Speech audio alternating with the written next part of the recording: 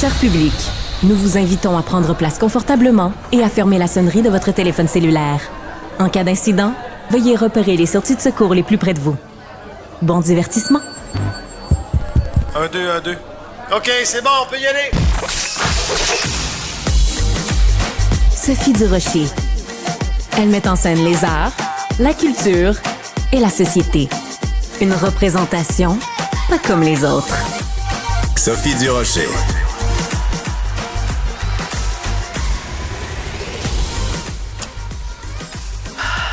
Bonjour tout le monde.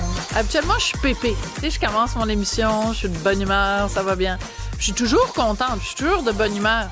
Mais il y a des journées où, en ouvrant le journal, tu sais, tu te lèves le matin, t'es de bonne humeur, t'ouvres ton journal, t'as juste envie de prendre ton journal et de le jeter dans les airs parce qu'il y a vraiment des nouvelles trop décourageantes. Bonjour, Cybèle Olivier. Allô, Sophie, je te comprends. Je pense que c'est un peu ce qui est difficile des fois avec le métier, d'être toujours plongé dans les journaux et les nouvelles. C'est que, bon, on n'en revient plus des mauvaises nouvelles. On est tannés. Des mauvaises nouvelles, puis des fois, des bonnes nouvelles. C'est-à-dire qu'il y a nos collègues journalistes qui font de l'enquête, qui fouillent, qui font des recherches, qui arrivent à avoir des documents en vertu de la loi d'accès à l'information. Ça nous permet justement de nous scandaliser. Donc, moi, je suis contente que mes collègues travaillent fort et me permettent de scandaliser. Alors, ce matin, en lisant le Journal de Montréal, le Journal de Québec, je suis tombée, évidemment, comme beaucoup d'entre nous, sur ce texte signé de ma collègue Geneviève Lajoie. Ça nous apprend que, même si on a en ce moment, si on fait face à un déficit de 11 milliards de dollars, ça n'empêche pas Nathalie Roy de voyager dans certains cas avec d'autres députés, mais aussi de voyager avec des gens de son personnel politique, un petit peu partout à travers le monde, puis il y a des voyages qui passent vraiment moins bien que d'autres. C'est vraiment des dépenses complètement folles. J'avais absolument envie d'en parler avec Nicolas Gagnon, qui est directeur pour le Québec, pour la Fédération canadienne des contribuables. Nicolas, je vais vous faire la même blague que je fais à chaque fois. En ce moment, quand on lit ce genre d'histoire, on se rend compte qu'on n'est pas tellement des tribuables, mais qu'on se fait vraiment prendre pour des cons. Ouais, malheureusement, c'est effectivement le cas quand on voit cette facture-là, parce que j'ai effectivement eu le même sursaut que vous quand j'ai lu l'article dans le journal aujourd'hui.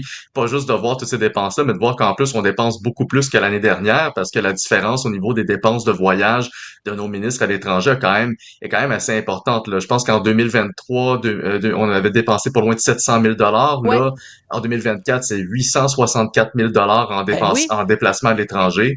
C'est faramineux. Puis surtout, quand on regarde l'année sur laquelle ces dépenses-là ont lieu, c'est une année où est-ce qu'on a eu, en mars 2024, l'annonce que les finances publiques du Québec étaient dans le rouge, pas à peu près. On avait un déficit de 11 milliards de dollars avec un gouvernement qui nous faisait plutôt attendre pour avoir un plan pour le retour à l'équilibre budgétaire. Si tout va bien, on va peut-être l'avoir la semaine prochaine. J'ai très hâte de voir ça. Mais pour le reste, il en reste qu'on a mis non seulement les finances dans le rouge, mais en plus, on mettait un peu sur le pied de la rigueur budgétaire en disant, écoutez, il va falloir faire attention, il va falloir réduire les dépenses. Et puis, soudainement, on apprend que quand c'est le temps de dépenser à l'étranger puis se déplacer pour des voyages en tout genre, on n'a pas lésiné, puis on a plutôt utilisé la carte de crédit des contribuables et on en a profité, vraisemblablement.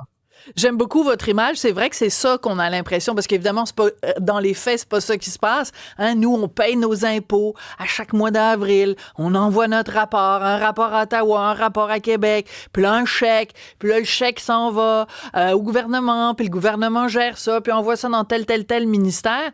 Donc, c'est comme ça que ça se passe. Mais quand on regarde les dépenses, on a en effet l'impression que Nathalie Roy, entre autres, a pris ma carte, là.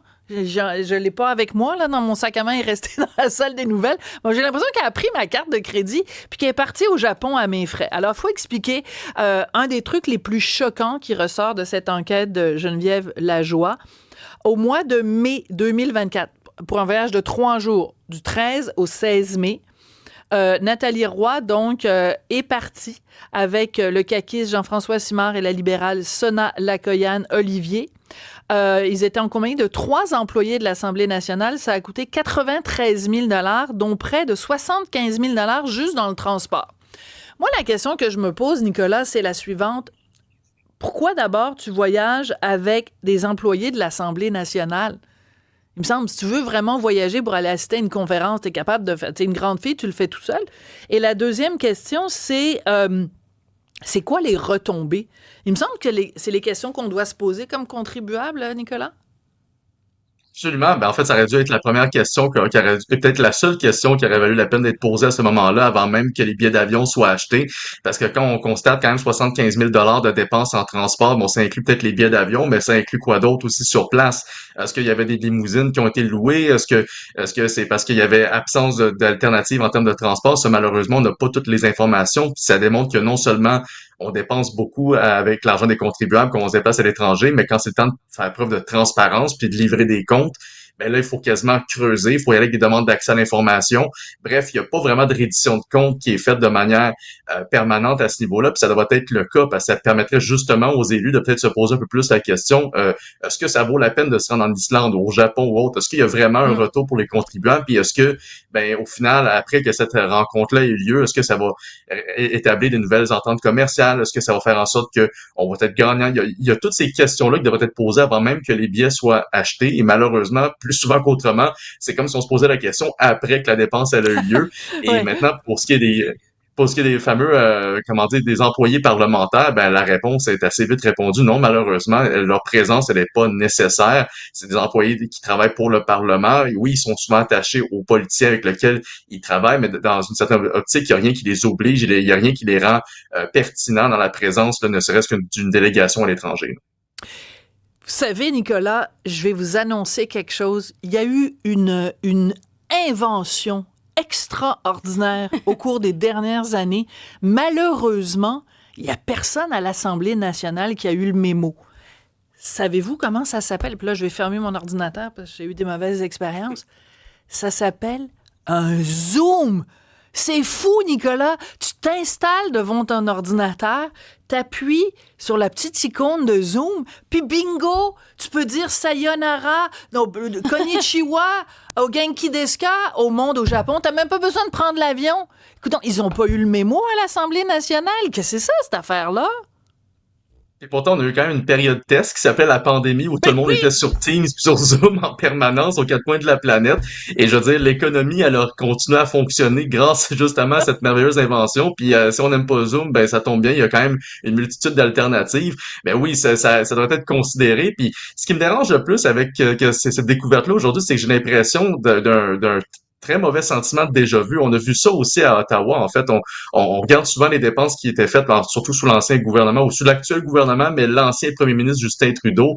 On se rappelle les fameuses dépenses qui étaient faites à l'étranger, les 74 000 là, en repas qui ont été consommés en Europe en 2024. Sinon, il y a eu les déplacements de Mary Simon, la gouverneure générale, qui juste en repas d'avion flambait 100 000 en une semaine. Les rondelles, les petites rondelles de de citron et les rondelles de lime. Ben Tout oui. le monde va s'en Question souvenir. aussi, Nicolas Gagnon, par rapport à ça.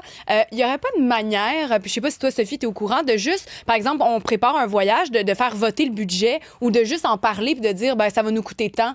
Tu sais, de savoir qu'il y a d'autres personnes alentour qui sont au courant de combien ça La va coûter. reddition de compte avant le voyage, c'était Oui, mais juste mettre une ça bonne sur... question. mettre ça, est-ce que ça existe? Est-ce que... Ben, sûrement pas, en fait. Ben, dans le cas apparemment du Parlement, ben, de l'Assemblée nationale, il y a comme un processus d'approbation des voyages qui est quand même fait. Puis souvent, ça arrive aussi qu'il y a certains voyages qui sont annulés. Fait qu'il y a quand même on se rend compte qu'il y a quand même un certain contrôle à ce niveau-là.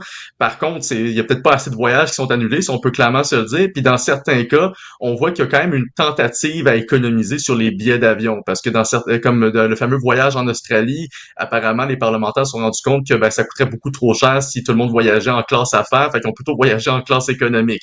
Bon, encore une fois, je pense que ça a été beaucoup plus économique que de prendre Zoom, tout simplement.